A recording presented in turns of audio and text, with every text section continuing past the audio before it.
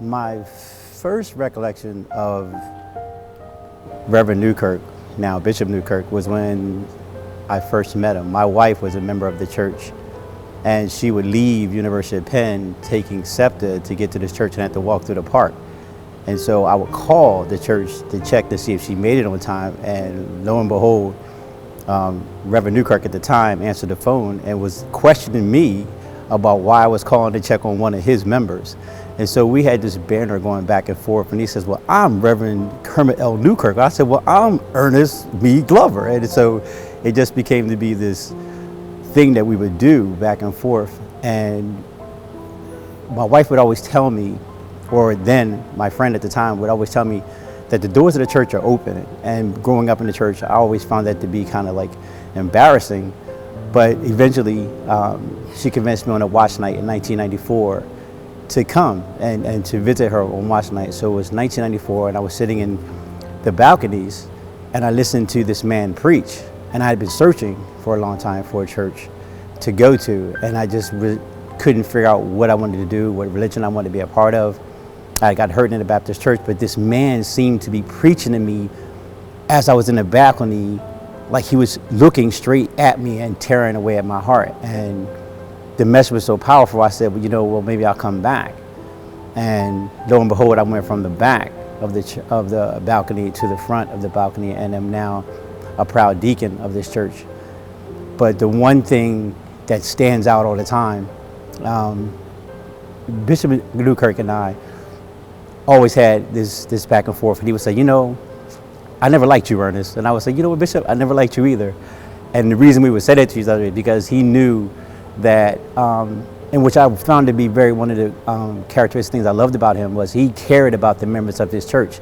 He told me he didn't like me because he thought I was going to take his then member, my then wife, Kimberly, to be at my church, and he thought he was going to lose one. But in retrospect, he actually gained a member, and he gained a family along the way. But that was our going thing. We talked about many different topics. We talked about our love for God, and I got to know the man. And the more I got to know the man, the more I understood, the troubles that a pastor comes along with, but also the love that a pastor has for his people. And that love actually poured out on me to the point where I just couldn't not hear the words, to listening to the words, to recording the words, being able to regurgitate those words. One of the very first speeches I gave was a speech that he gave way back. So he lives in my heart. He was an awesome man, but he was a man's man. And I think that was one of the things that drew me to him as well, because quiet as it's kept, when I started to join the church and he realized that I was dating one of his members, he sicked his deacons on me right in that deacon's room. It was Deacon Wise, Booker Mack, it was Deacon Lyons, it was quite a few of Monte, Durant. It was a lot of them. They did what I thought big brothers would do when you're trying to date their sister.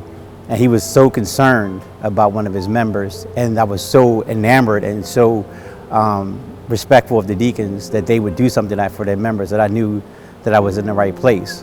And then in turn, to return the favor, he asked me, as I was a deacon, to do the same for his daughters, for somebody they were dating. So we took one of her boyfriends at the time and took him into that back room and gave him the what for. So he was a man that, to me, will go down as my spiritual father. I feel like at this time, we lost a spiritual father, and it's hard for people to lose somebody they care about so deeply.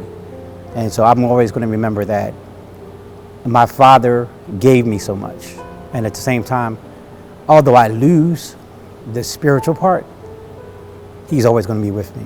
So I love him for that. I love his family. I love so much about him, but I also remember the hard knocks we had, the conversations we had, the deep conversations about right, wrong, and the conversations about just his point of view. I would say, Bishop, I'm going to speak about this. And he would say, well, did you think about that? Did you think about this? Those are the things that I'm going to miss, because he was always straight to the point, never wavering in his faith, but at the same time, I saw the man, and I saw the blessings of the man, and I saw the spiritual part of the man. So I carry a legacy right now, and I feel like even though I know I'm going to see him again. I know he's resting well because he was an awesome man of God. And so I'm just thankful for the family to give me that opportunity to see him in his last days, and also for him allowing me to be around him in his last days. From being a godfather to my children, I don't even know how that came about. He just told me he was going to be it, and he wound up being it. But he always was able to stand in those gaps. When you needed him and you didn't know you needed him, he was there. So I just thanked him for that. And he wanted to be the best godfather to my children that I could imagine. Even when the ones that we ordained to be didn't do their job, he made sure, and he always looked after my family. So I'm okay, and I think that the church is going to be okay. But at the same time, it's a great loss. But he was a great man, and those things, can never be replaced. But the memories will live on. So I'm just thankful, and I'm blessed, and I just pray for the family right now. Hi, my name is Thamutis Lee, and I have a story to tell about Bishop Newkirk. I guess this was about 2005, maybe. Something happened, and I guess I got very upset. And I left the church. I mean, physically I left. So when I got home, I called the bishop up, and I told him, I said, Bishop, I said, you don't understand. I said, I can't leave the church. I have to be in church. And I guess maybe a couple weeks had passed. And I think his name was Keith. He was the organ player at the time. So he came around my house and he said, Thamutis, he said, the bishop got up in church and he told everybody, if I ever come back into this church, never to stop me. I know that was almost 20 years ago, maybe 15, 20. And no sooner than Brother Keith told me that, I ran back to church. And I just want to first, I meant to say this before, but I want to give my condolences to the Newkirk family. And I want to say I thank the bishop for allowing me to come back into the house of God. After he said that, I never left, never left. And I'll always remember the bishop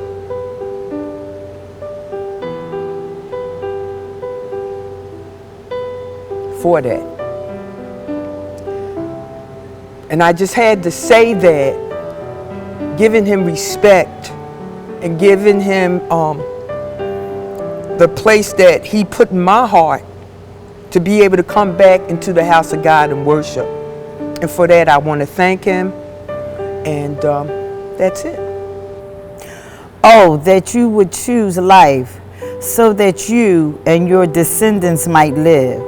You can make this choice by loving the Lord, your God, obeying him, and committing yourself firmly to him. This is the key to your life. Deuteronomy chapter 30, verses 19 to 20. I chose this because this here verse reminds me of how Bishop was my leader and how he counseled me, how he instructed me. I met Bishop 32 years ago. I was brought to Harlow Davis Memorial Baptist Church, intending to be married by Bishop. And my to-be mother-in-law made a statement to Bishop, would you let Gail know that she cannot marry my son because she's Catholic and he's Baptist? And Bishop looked at me and he said, Gail, no, I'm not going to say that. But what I am going to tell you is you need to be counseled by me first. And I thank God and I love Bishop. And from that day forth, me and him walked as daughter and daddy. He was my second earthly father. When my daddy died, I said, Bishop, my dad is never been to a church in Philadelphia as long as I know him. I said, he has a good heart. You've met him.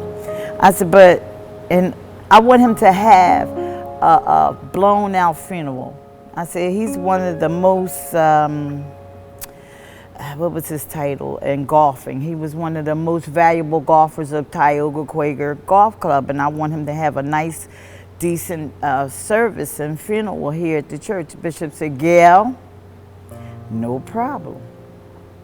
When I lost my home, my house, through a house fire, Bishop took and stood me and my son in front of the church. He said, Sister Pryor, she has lost everything through a house fire. We have to help her. My church family and the community, they gave willingly and supported me. When I lost members of my family, Bishop and my church family was there. When I struggled with drugs, Bishop was there. Always saying, Gail, you know what you're supposed to do. I love Bishop. He was an extraordinary man. No one could replace him in my life. He was a great leader. He was a great listener. He was good to me and my family. He baptized me, my son, which is now 34, and he dedicated my grandbaby, which is now 4. I love Bishop, and I thank God for sitting me under him. I've only been a member of 2 churches, and that was Our Mother's Sorrows, which I was under the leadership of Pastor Father Daly, which was a great man, and then God placed me here. And I have not gone nowhere and no choose to go anywhere. I just thank God for you, Bishop, and I love you. My name is Denise Brunson, and I've been a member here at Harold O. Davis for over 26 years. I came as a visitor and I stayed under Bishop Newkirk, recently under Pastor Scott.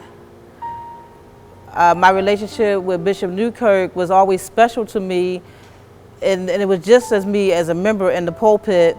And whenever they would need a volunteer, I always would say, you know, if it was something I could do, that I would do it. I loved following Bishop Newkirk, and what stands out to me the most about him is how he would make me feel as a member of the church. You know, I would come sometimes and my spirit may be low for whatever reason, and just hearing the good word, I knew I was in a good place. And sometimes in the world, you don't know which way to go maybe, and sometimes you know where you don't feel comfortable at. But Harold O. Davis has never been that place for me. I always feel like I'm at home when I get to Harold O. Davis.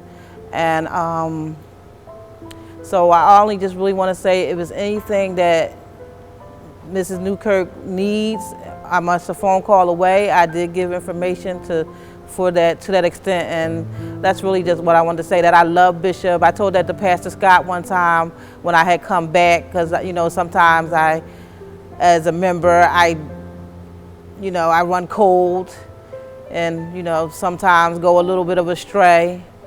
So when I came back and he had changed hands, and I told him, I said, I love Bishop and I want to do whatever I can to help him. So I know this is a sad occasion, and I just want to say that I love Harold O. Davis, and I love Bishop Newkirk and his whole entire family. I've seen all the children grow. I've seen many of the members of the church grow.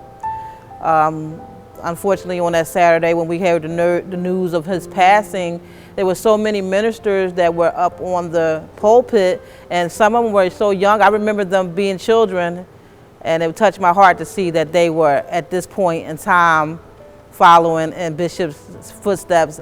I said, job well done, sir, job well done. Well, I have a lot to say, but I'm going to say it in a short period of time. I was really sad when Bishop transitioned from his earthly dwelling to his heavenly residence, I'll always cherish the spiritual instruction that he afforded me during the early years of my ministry.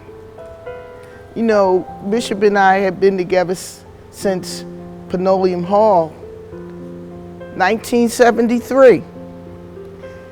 Bishop was my pastor, he was my advisor, my mentor, my big brother, and he was my friend. And he always said that I was his daughter in the Lord. And that's how he treated me. He afforded me a lot of different ministries here in the church. Something just came to my mind. I told him I had never baptized anybody. So he said, okay, get your gear on. And we went upstairs and I put like the fishing gear, you know, that people would do, you know, deep water fishing. And he let me baptize a couple people. But he always said that if you help somebody build their mountain, someone would help you build yours. And he always connected me with other organizations, Christian organizations. I even sat on the board in his place for over 20 years. I just remember so many memories that I have with him. They were good memories. I remember going to Hampton. I remember going to different meetings, PIA, going to 10-day training. It was just so much. And I was just telling his grandson, I remember one time when I was the worship leader and we had been doing, when we did the opening hymn, we would always do 1, 2, and 4. And this day when I was the worship leader, I did 1, 2, and 3. And he looked at me and he said, 1, 2, and 4. And so I didn't say anything. I just told him later, I said, you had me as the worship leader. And that was the way I was led to go. And he didn't say anything, but he always showed me that he was proud for me continuing my ministry, going to school, getting my MDiv. He took me out to dinner. He was just a good guy. He was my bishop. He was my friend. I remember one time we went to go visit a lady, her son passed, and we were going on this little street and there was all these young guys out there. And as a woman, I was a little fearful. And so I was walking out, looking around, and I said, all them guys. And Bishop looked at me and grabbed my hand and said, come on, girl, I'll knock their heads together. And it made me really feel like he was my big brother. He protected me, and I really loved him. It's so much I could say. He just started so many ministries here at the church. It's just so vast. I can't even say all the stuff that we did here at this church. He has a legacy that goes beyond just what I'm saying. He has affected and effected everybody in this church. Everybody can feel like they had a piece of him. And he always was available when you wanted to talk, or if you wanted to pray. He was that guy. He was our friend. I'm going to leave it from there, but it's just so much. I always cherish all the memories, being at his house, just everything. I'm going to really, really miss him. I would call him almost every weekend and talk with him. And even if I missed his call, sometime I would call him Sunday morning when I was on my way to church. He would always call me back. So I won't get that call now. I have to look up and talk to heaven, and I believe he'll hear me. And I trust that God has him in his care, and he's resting because he did a whole lot. Hi, my name is Minister Charlene Brabham, and I met Bishop when I was about 19, in 1975. I was about 19 or 20. Very, very kind man, very kind, and just pulled you in immediately. He was like my big brother. I think that we all at Harold Davis have a story to tell about Bishop Newkirk. I'm just so at loss for words. I'm gonna miss him. He was a true teacher, preacher. I'm just gonna miss him so much. He's done so much in my life for me as far as the church is concerned. I was a member of, I was the president of the trustees. He made me the president. And then he moved me over to just being a trustee. Then he asked me to run the feeding program. He also asked me to be on the board of Higher Grounds. So I just did a lot with Bishop. I'm just so lost for words. I love you, Bishop. And great and faithful servant that you were. I love you. I'm gonna miss you. Hello, my name is Donald Williams. I'm the saxophonist for the Bishop's Band. I met the Bishop in 2016. He was a good brother. I came here to perform for a event, and the Bishop wouldn't have let me leave after he heard me play my saxophone. He said he was looking for a saxophone player. He always wanted a saxophone player for his band. So we talked. He held my arm real tight because he wouldn't let me leave the church until we had came to an agreement about me playing saxophone for his band. And from the first moment I met him, his spirit was so strong, and so caring, and so for real, that I couldn't do anything when he talked to me but just sit there and listen to him and say every word he had to say, because I was lost for words and I had never really talked to a bishop before. So it was my first time. I had cancer, and the bishop came to see me when I was in the hospital. And I was in terrible shape. My stomach had to be pumped and things like that. And I was under sedation and opened my eyes, and the bishop was right there at the head of my bed. I thought I was dreaming, but I wasn't dreaming. It was the bishop right there at the head of my bed. And he asked me, he said, "Donald, you all right?" And I looked down at the foot of my bed and I said, "Bishop, is that you?" He said, "Yeah, it's me. I just came to see if you was all right."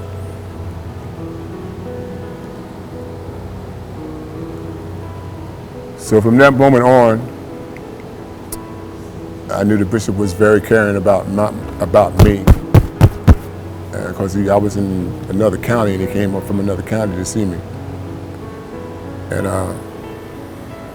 it really touched me from that moment on, because I was in terrible shape. I loved the bishop. He was a good man. He always gave me inspirational words to keep me going. And I'm going to really miss him. I want to play something, one of his favorite songs. Check it out.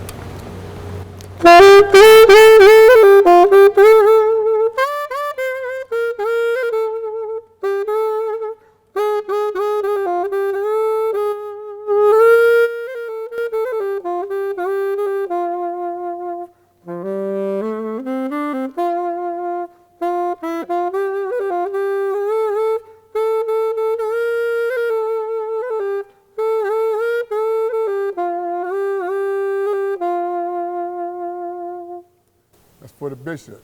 Love you, Bishop. Rest in peace. You always be with me, man. Every tone that comes out of here, it's with you, my brother. Peace. Hello, my name is Deion Moore. I'm one of the officers of Harold Davis Memorial Baptist Church. I have a fond memory of Bishop, and I tell the story over and over again, especially to the young men that I coach and mentor. I met Bishop Criminal Newkirk around 94 or 95, I believe. And we used to play basketball over at Arlington High School.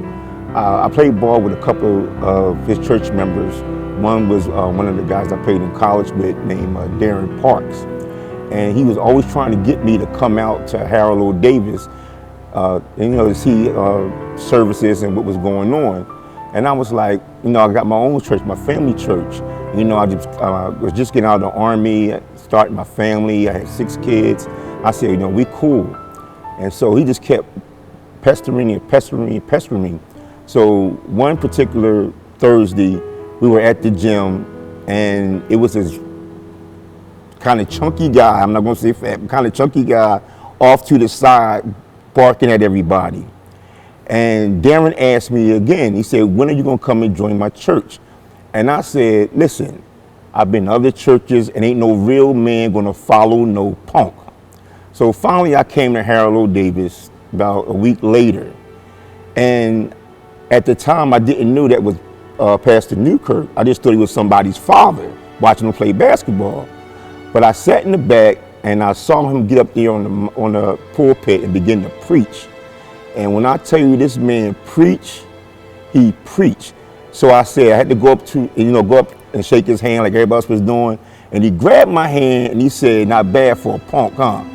And after that, we became cool. I joined the church at Easter.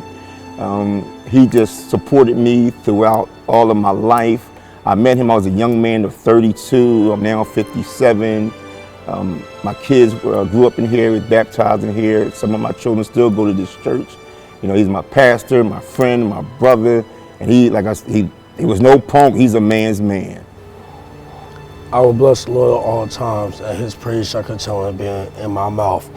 My name is Minister Joseph Rogers. I'm a minister of Greater Bible Temple Apostolic Church. Where my pastor is Bishop Benjamin Peterson, who was a great friend of Bishop Kermit Newkirk. Bishop Kermit Newkirk was a great man and a great symbol in my life. When Harold Davis Baptist Church and Oak Grove Baptist Church were fellowship, he would preach God's word with fire and power. He wasn't against no church, he wasn't against nobody. He was a very loving person. Bishop Kermit Newkirk also encouraged me when Harold Davis had their basketball team. He said, go ahead and play, because I believe you can play. You can do all things through Christ, which strengthens you. And I played for the HOD basketball team for about 2, 3, 4 years. But my passion was in the drums. Every time I came to Harold Davis Baptist Church, Bishop Newkirk would be sitting on the front row singing one of his favorite songs, We Come This Far by Faith. Bishop Kermit Newkirk also, when he would sit in the chair in the pulpit, sitting waiting to preach God's word, he will always be an organist in his chair. He will always sometimes just be playing with his fingers or tell the organist what to do on the organ. Bishop Kermit Newkirk was a musical man. He had hymns, he had songs, traditional, contemporary, quartet, you name it, he sung it. Bishop Kermit Newkirk, if it was God's will, he could have had his own CD, just like Bishop G. Patterson and anybody else. He's an icon in my life. I'm going to miss him. I'll always remember him. Always remember his love. Always remember his preaching ability. I will always even remember his worship and his praise. Bishop Newkirk loved noise. He loved the joy of the noise of the Lord. He was a powerful man. I'm gonna miss him. His legacy will live on. The songs that he sang will always be ringing in my mind. The vibrato of the organ when he would shake his hand will always be memories, because that's where I got it from too, copying from him.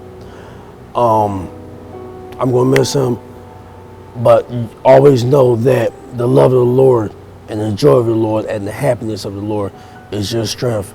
Family, I'm praying for you. If you ever need me, I'm here, HOD, Oak Grove, we're a family. And Pastor Sullivan and Bishop Newkirk was also great friends, and their legacy will continue to live on. God bless you. May God keep you. Amen. First, I want to thank Bishop for all that he's done. He's helped take me on a trip of a lifetime. We went to Africa, and that by far is an experience that every African American should experience. But I had the pleasure of going with my bishop. I joined Harold Davis in '98. And Bishop, he's just one of a kind. From the PLA, they dropped the house in the city for affordable housing. He was a warrior. He stood up for a lot of things.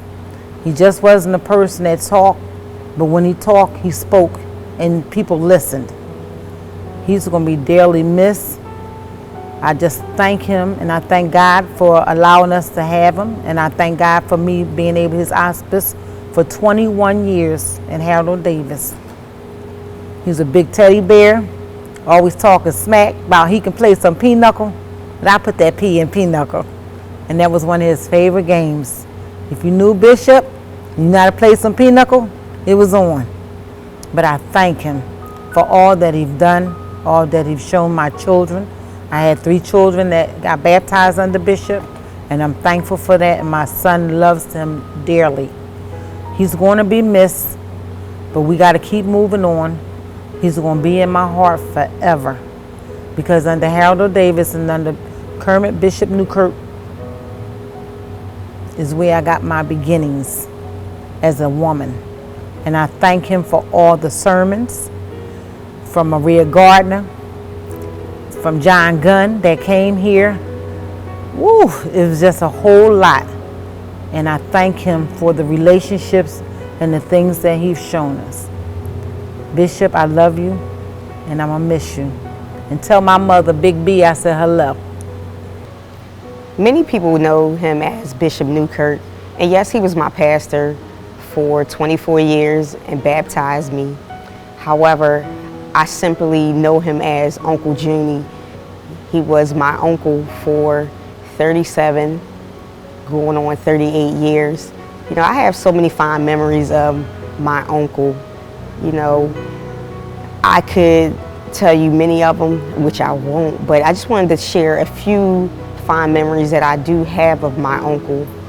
You know, a lot of times you hear people who, you know, they have family members that are in ministry, and they say that their family members are always out doing ministry and they never get a chance to see or spend time with them because they're so committed to the ministry. And yes, my uncle was committed to the ministry. However, he always made time for his family. You know, I was very fortunate to spend a lot of time in the summer with my uncle. My cousin was the only child, my cousin Tasha. So because she was the only child, I got to reap the benefits of going on vacation with them every summer. And one of the memories I have of my uncle is taking us away for 2 weeks. We started at New York and ended up in Florida, and I remember saving up for the trip, and we had our spending money. Me and Tasha had our spending money.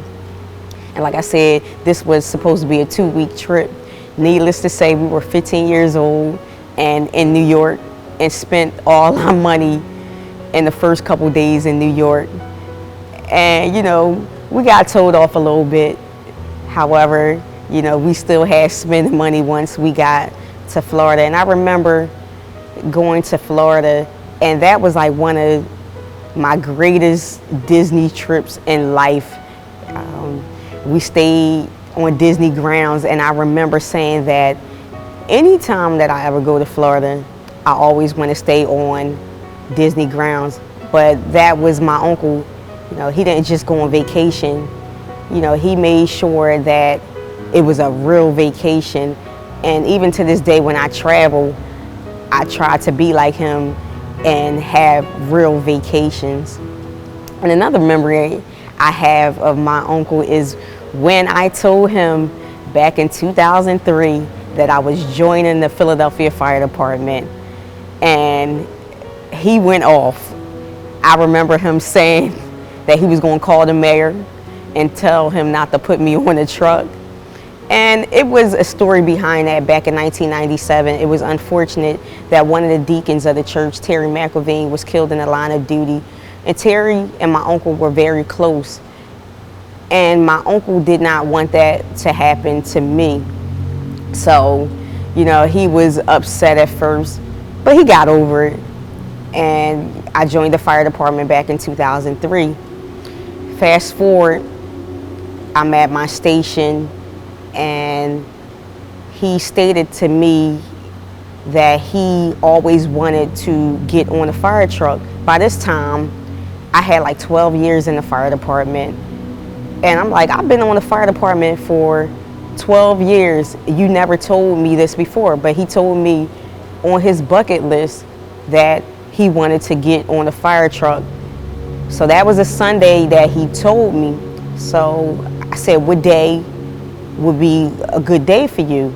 And he said Thursday. And I remember him coming to the firehouse, and he got an opportunity to get on the fire truck. And it's so funny because looking at this grown man get on a fire truck for the first time, but the joy that it brought to him is something that I will never forget. And I'm glad that I was able to actually give him that opportunity. And then, you know, we took him over to the station where Terry McElveen was, and he got an opportunity to see where Terry McElveen worked at. And I remember him getting a little emotional, but at the same time, he was just grateful of being able to go over to the firehouse and see where Terry worked at. And I remember, you know, I never really said anything to my family members or whatever, but it got back to me of how happy he was to do that and what they did. And on that next Sunday, he announced in church that he got an opportunity to get on the fire truck. I'm going to miss my uncle very dearly. He was a great man, and there's none like him, and there will never be another like him. But I'm just grateful for the time that we got to spend together, and I'm glad that we took plenty of pictures, so I have memories of him that would last a lifetime. And I'm just, you know, I want to keep his legacy alive. You know, he's leaving behind some grandchildren, some nieces, nephews, and it's our job to keep his legacy alive, you know, and let him never be forgotten. And that's what we're going to make sure, that he's never forgotten. Love you, Uncle Junie. I'll see you again. Hi, my name is Sheila Oliver, and I've been a member at Harold Davis for over 25 years. And the first time I met Bishop, I came here to the church looking for help because I was beat down on drugs and I didn't know nowhere else to go. So I came to the church and I sat down and I talked to Bishop, and he told me that they had a real nice recovery program here, and it was called FANS at that particular time. And so he introduced me to Reggie and his wife, Reginald Monte, and I came to FANS and I stayed here for about 2 or 3 months, and then I went back out. But then I came back to the church and I talked to Bishop again, and he told me to, you know, don't leave the church this time, just come back and stay. And I've been here ever since. And I really love Bishop because he is part of the reason why I'm clean today, and I still come to Harold Davis because I know this is where the Lord is really at and really preached. And he set goals he helped me set goals to staying clean. And Reggie and Lisa and all the people at Fans, they gave me tools to use outside out there in the world. So I really appreciate him, and I thank God for Bishop because he was a great man, and he cared about everybody, even me when I was out there on the street. So I just like to say, I like to thank God for putting a great man on this earth to lead us and guide us in the way that we should go. Giving honor to God in this day that he has allowed me over the years to know a man like Bishop Kerman Newkirk. When I didn't know the Lord, he was there. I lived in Logan most of my life, and I decided one day to come to Harold Davis and just to do Bible study. I was not even a church member, but I wanted to learn about the Lord. And the most memorable thing I remember was Bishop said, when you don't know what to say, the Lord is my shepherd. And then as I became a member of Harold Davis Memorial Baptist Church, he was always there for others. Even when I wasn't going through the storm, he always had an encouraging word. He always just help you if you needed help. I'm grateful to know a man who knew the Lord and was just wonderful. And as my children became members of Harold Davis, and I remember saying, Bishop, I said, do you know where you was in 1986? I said, I'm going to be a witness. And he was like, a witness for what? And I said, you were baptizing my son. And I said, but if you ever need a witness, I'm going to be a witness for you. And we just laughed. One thing about life, when you meet wonderful people and God is good, as Bishop has been to the people at Harold Davis, you can always hold on to your memories. So I thank God for knowing him. Hi, Cheryl Broaddus, and I became a member at Harold Davis in 2001 after visiting for several years. I was so intrigued by Bishop's teaching and preaching, I felt compelled to come back over and over again. I joined in 2002. 2007, just taking you through a journey, in 2007, I became a caretaker for my father. And was missing a few Sundays, and next thing I get a phone call, Cheryl, it's Bishop Newkirk. He said, I haven't seen you, and I was concerned. I was so touched and so moved because I didn't even know he knew my name. So he called me, he told me that he was a caretaker for his mother and to be encouraged, don't give up, be strong, and I'll see you when I see you. I was so grateful. Then here comes 2008. I was blessed to go to South Africa with Bishop and the church members and family and friends. And we had such a good time, and I got to know him on a whole different level. We ate together, we all ate together, we all sang together, we danced, we had a great time, and I'll never forget that journey with him. In 2012, my father passed away, and he was not a member of HOD, but who was sitting there on the pulpit? No one but Bishop.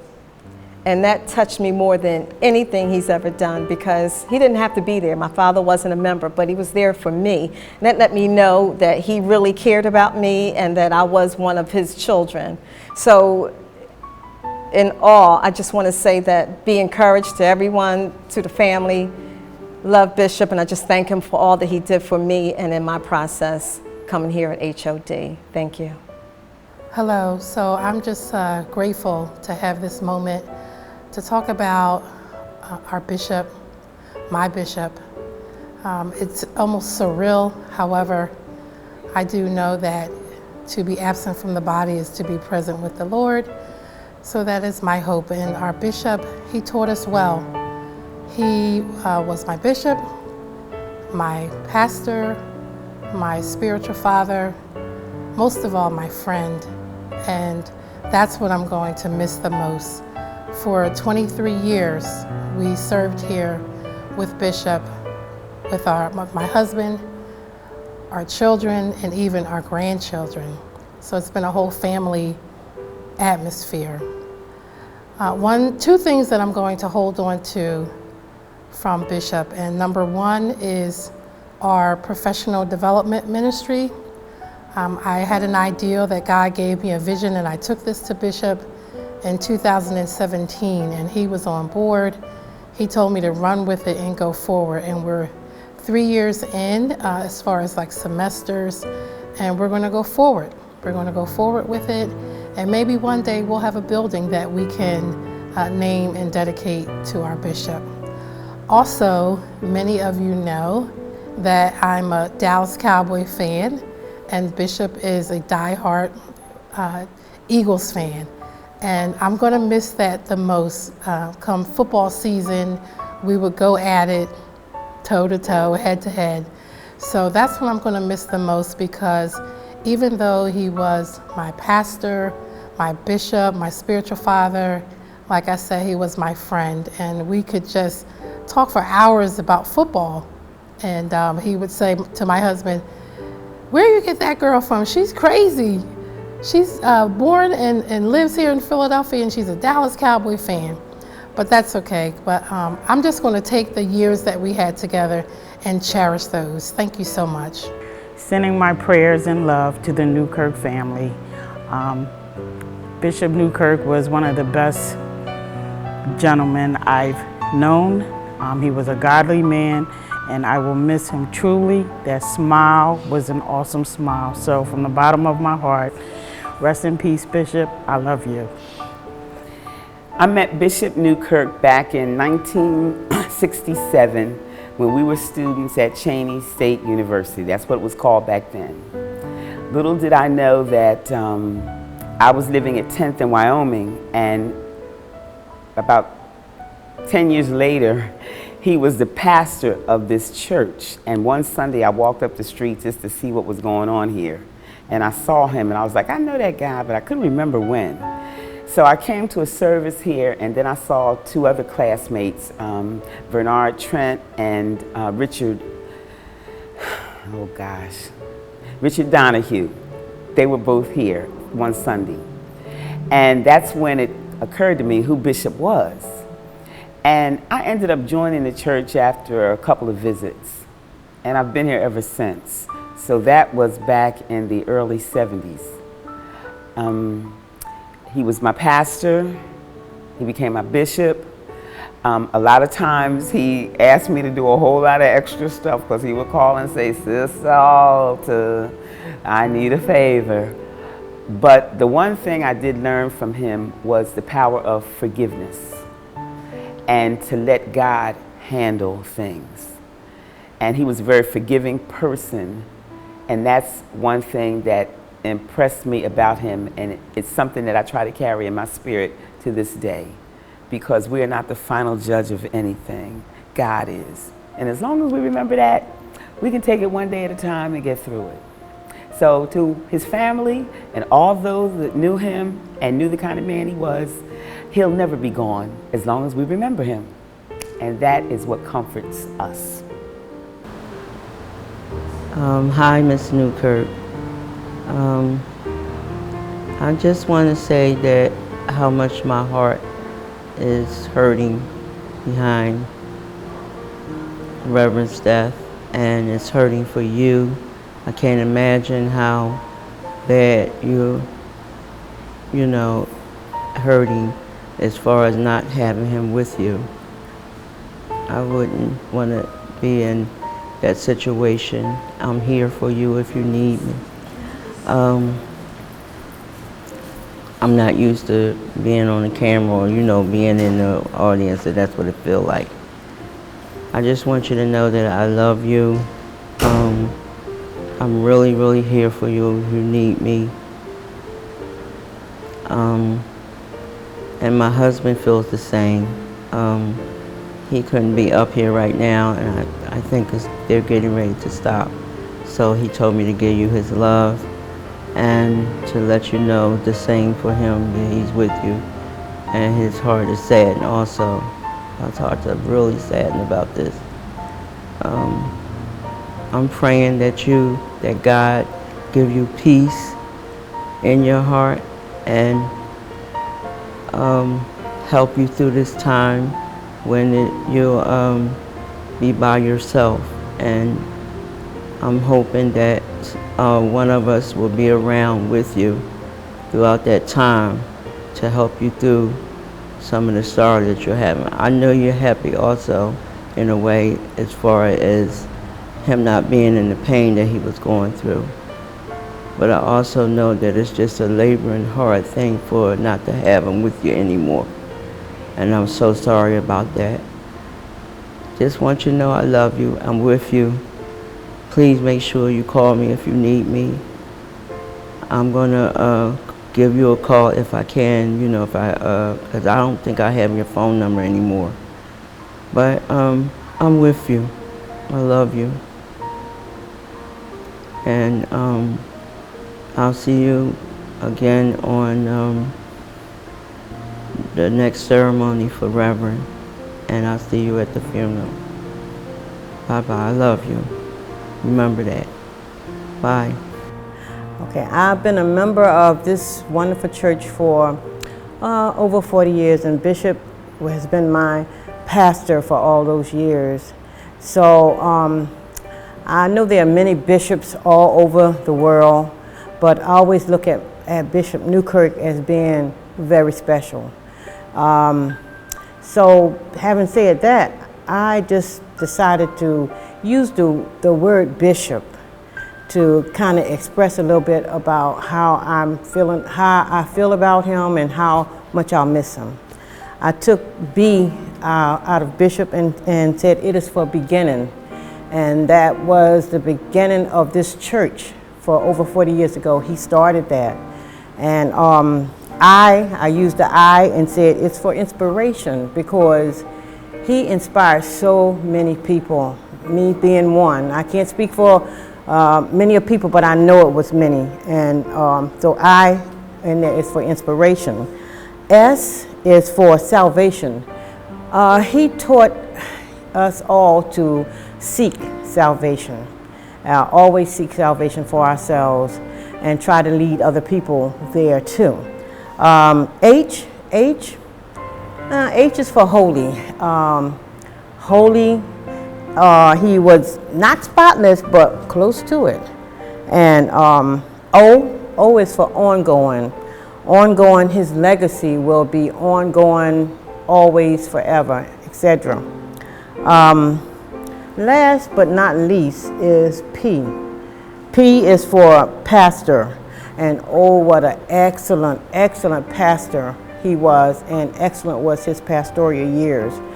To sum it up, I just want to say he changed my life, and I'll always miss him. And I can't speak for everyone, but I'm almost sure we all will miss him tremendously.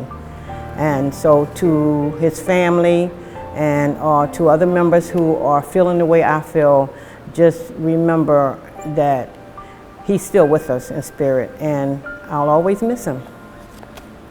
Hi, family. On behalf of my sister, Geraldine Brown, she wasn't able to be here because she had a previous engagement that she couldn't get away. She's in Brigantine, New Jersey. But she sent me from Brigantine, she sent me something that she wanted me to especially read and let you guys know how she felt. And she is so sad that she couldn't be here for this. What she wrote is that, I want the family to know that Bishop Newkirk is a legacy, at least for our family, the Faust family, at Harold O. Davis Church, as well as a dynamic preacher, teacher, and mentor, and an advocate who helped so many during his time at Harold O. Davis. He's gone, but not forgotten. And the entire Newkirk family has her sincere condolences and the sympathies of my entirely family, Faust family, and we want you to know that we will always be here for you, and you will always be in our hearts. And she said that the last thing she wanted to say was, wish she could be here, but much love, and we'll continue to support you whenever you need us. I personally would like to say, my name is Winifred. Well, Pastor, I'll put it this way. Pastor never called me Winnie, as I'm known in the church family. He always called me, and he said it, Winifred, and he never said Winnie. And I don't know why, but he just never did. And he always called me by my whole name, and he always made me feel like there was something for me to do here at Harold Davis. The only reason right now that I sing with the choir is because of Bishop Newkirk. Bishop Newkirk walked up to me when they were recruiting for the 8 a.m. choir here at Harold Davis, and just walked up to me and said, Winifred, as he always did, you're going to sing on the choir. I said, but Bishop, I can't sing. I don't want to sing. He said, oh, you're going to sing. He said, you're going to be on the 8 a.m. choir, and he handed me the sheet, had me sign it, and as truth would tell it, for the last 30-some years, I've been singing on the choir, any choir at Harold Davis. So I just want the family to know that he influenced my whole entire family, the Faust family, but he also influenced me as a singer, because that's not what I wanted to do. He told me God had it for me to sing, and that's what I did. I wanted to teach Sunday school. That's what I wanted to do. I wanted to be an usher.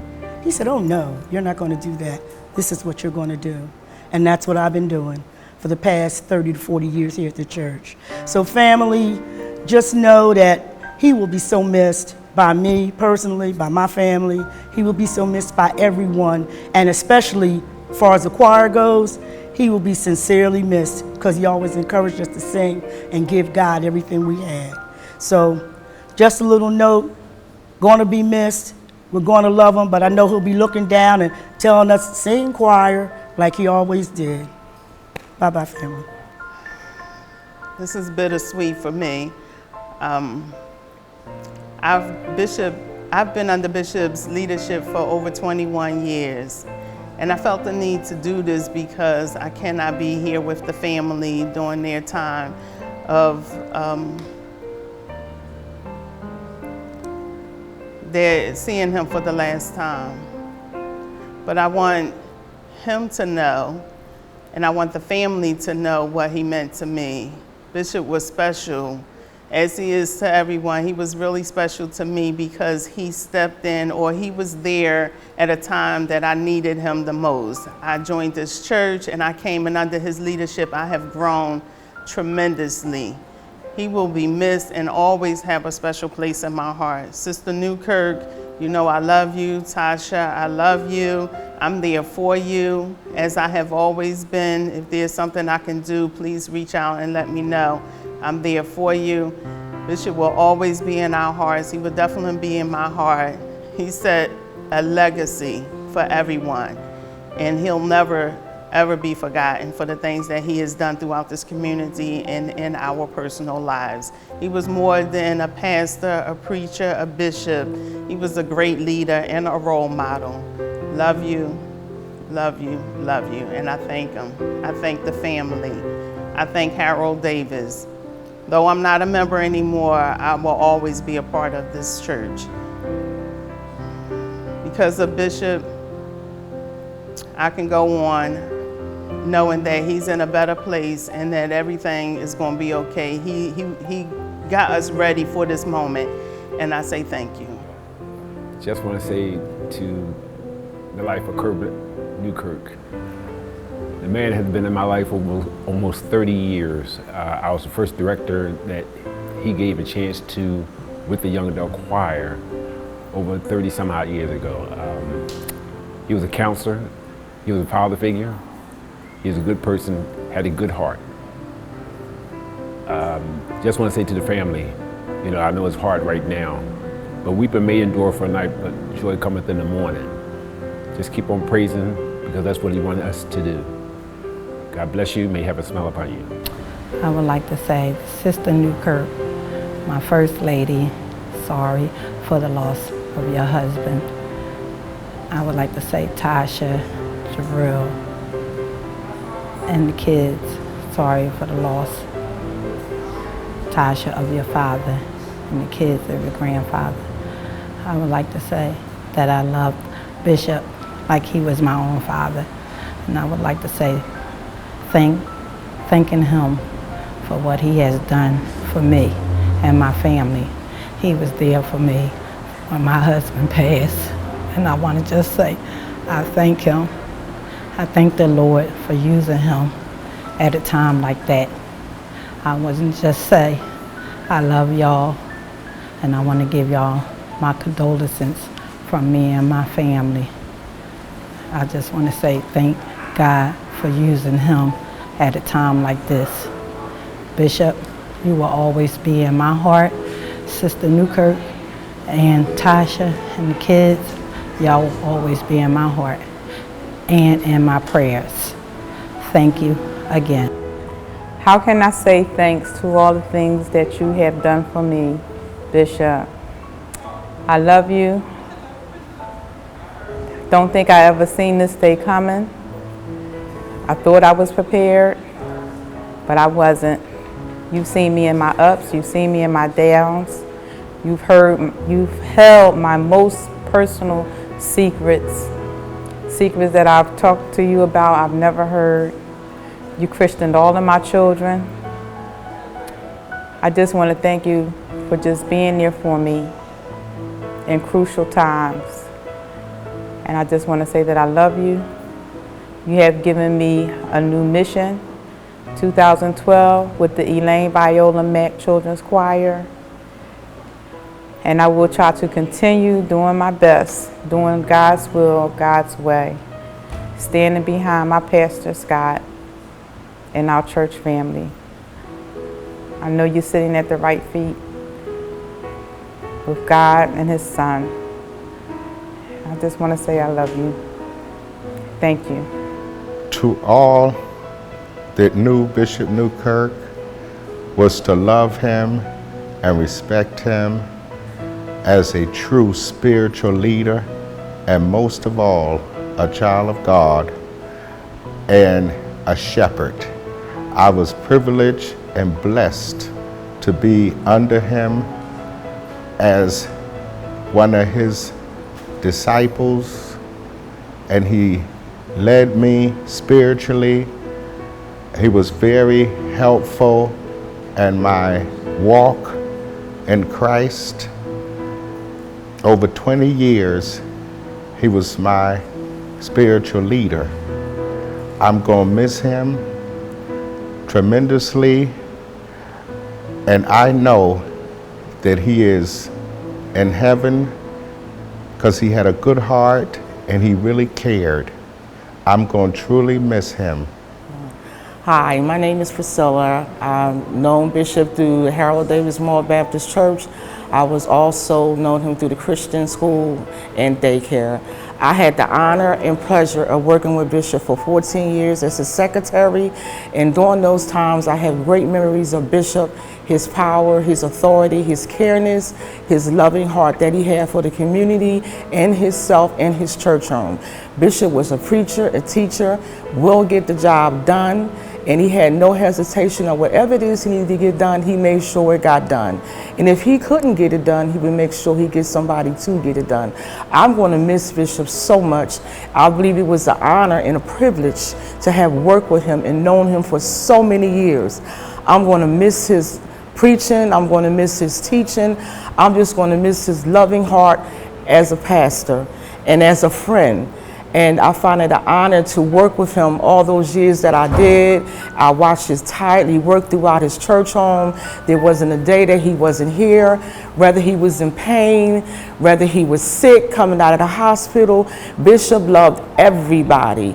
He was a pastor that you can put hands on, you can touch him, you can reach out and call him at any time. There was nothing that Bishop wouldn't do for anybody. Even if he didn't know you, he would get the shirt off your back and give it to you. This was one man of God. He leaves behind a legacy that will never be forgotten. I know he's resting in peace out of his pain, out of his sore aching body and everything that he went through, and we're just going to miss him so much here at the church home. But I do know that everything he taught me as the great leader that he is going to be embedded in me to the day I die. I will always cherish those memories that I have of Bishop. Even when he was with me in my time of sorrow. That's the type of pastor that he was. It was nothing too big or too small that he wasn't there to support. And I just love him so much, and I miss him. Rest in peace, Bishop. Love you much. Hello, family of the beloved Bishop Kermit L. Newkirk Jr. I'm here and with a really heavy heart. Just express my condolence and sadness and sympathy for the family of a really, really great person who inspired me from the day I met him.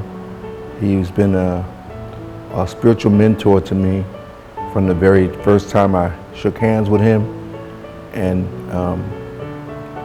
he basically was one who stood up for me when people were sitting down on me.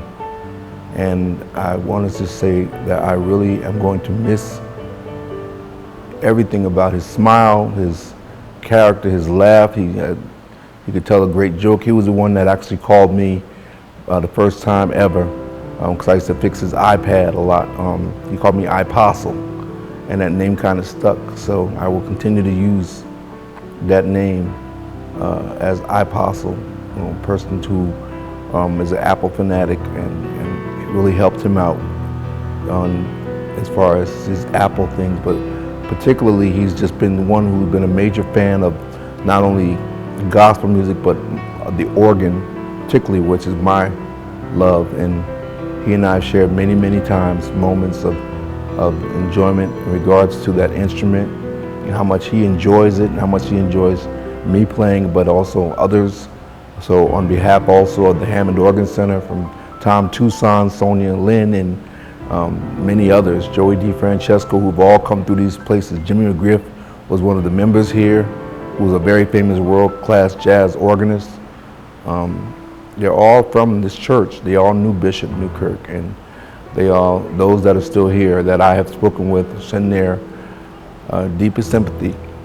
And he will be really, really, really, really missed. I'm going to really carry a place in my heart for him as long as I live, and will continue to express him in my music as long as I live, because he's one that shaped my life. I've known Bishop. I've been here for 16 years, and when he said he was going to retire, I was like, when you're gone, I'm gone. But he's like, no, son, I need you to stay. I need you to be around. I need you to stick it out for me. So, but I just want you to know I really am glad that I got to know him, because he made my life so much better. He really was an enrichment to my life, and I thank him for it. I continue to send prayers and condolences to the family, and I'm here for you as long as you need me.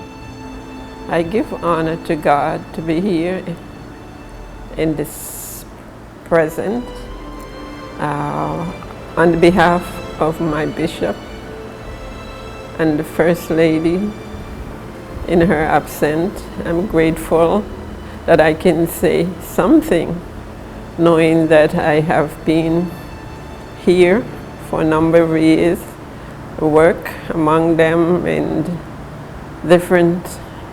dwell among them also. I came to this country almost 40 years. With my kids, they were small, and the Lord led me to HOD Church, which Bishop was the pastor to the end. And I can say they has been very good, the congregation and First Lady, pastor, and everybody was so good to me that I never thought of leaving. I think it was God's will for me to be here. It's hard on my behalf to see and to know that he's gone but not forgotten, and he has labored well. He has fed the sheep as a good shepherd, I can say, and we all miss him. But he suffered a lot, and his job is ended, and so we are rejoicing. We're sad in a little way, but we are rejoicing because his work is done and he is in a better place.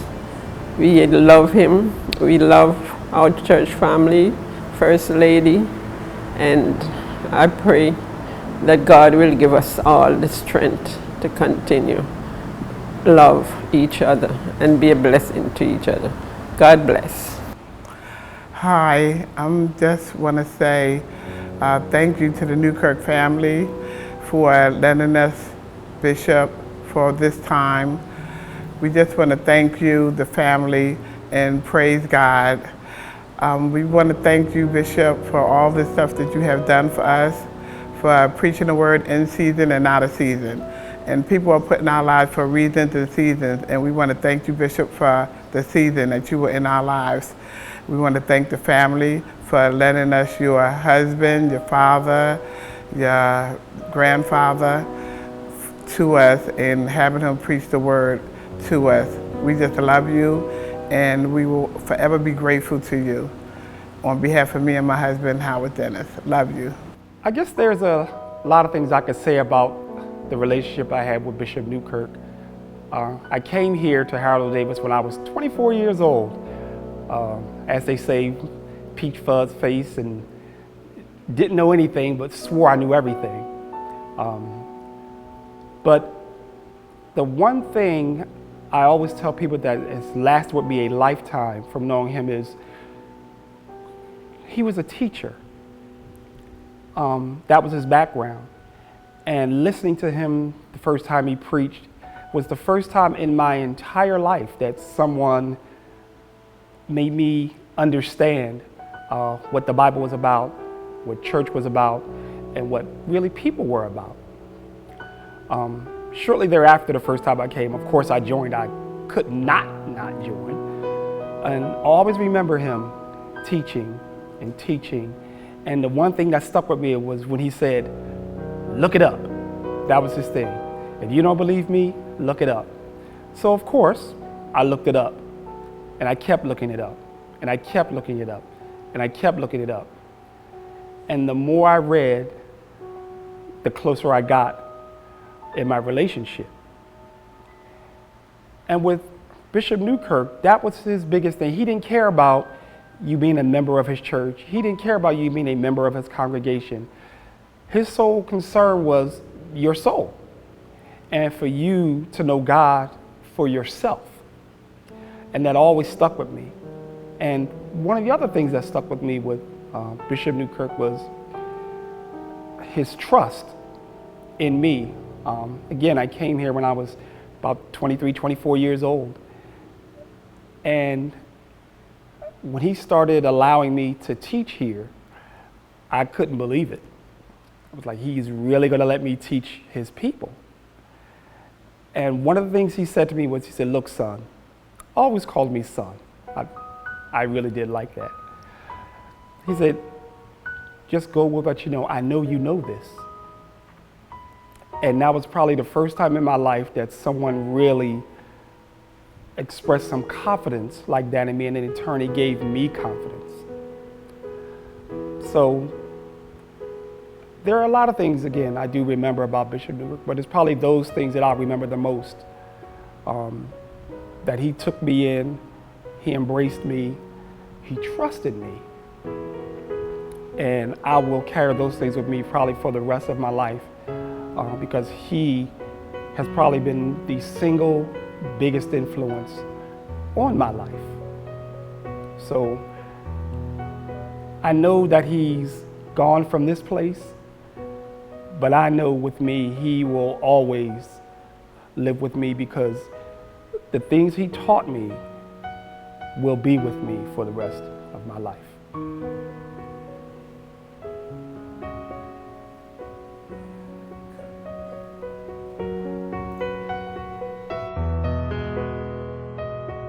Thank you.